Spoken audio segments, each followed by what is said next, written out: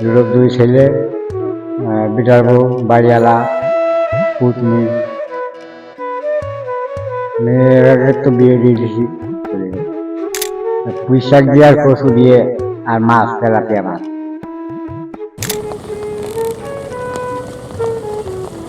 আষাঢ় মাস, আকাশে কালো মেঘ, মাথার উপর রোদ বৃষ্টি দুটোই একসাথে নেমেছে।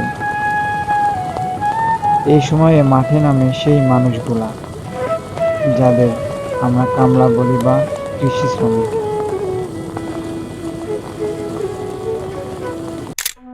পায়ে জড়ানো কাদা, গায়ে ঘাম আর ভেজা জামা, তবুও হাসি মুখে তারা কাজ করে যায় দিনের পর দিন। কেউ কাজ করে দুবেলা ভাতের আশায়, কেউ সন্তানকে স্কুলে পাঠানোর স্বপ্নে। দাদা, আপনার বাসা কোথায়? যশোর, জিওরফা। এই বৃষ্টির মধ্যে কি কাজ করছেন? বৃষ্টির মধ্যে এই যে হুলো নালা টাইমে নিয়ে খেলালাম। আছে 3-4 জন, 4-5 জন আছে।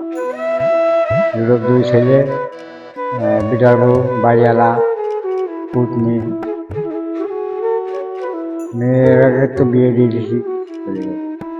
বৃষ্টির মধ্যে কাজ করছেন? না,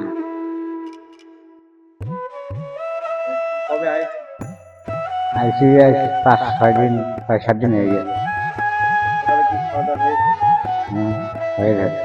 খাওয়া দাওয়া?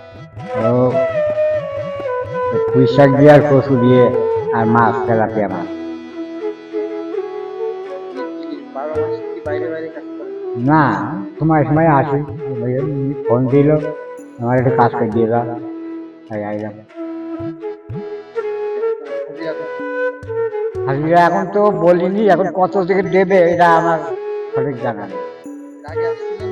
হুম, তখন সেই সময় তো তখন তো দাম কম ছিল, আইছিলাম তখন দিয়েছিল 500 টাকা করে দিয়েছিল, একটু দাম নেই।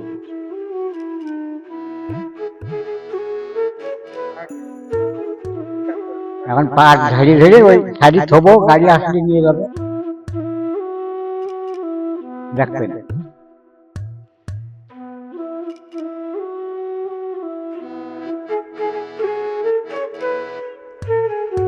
বৃষ্টি থামে না, কাজও থামে না।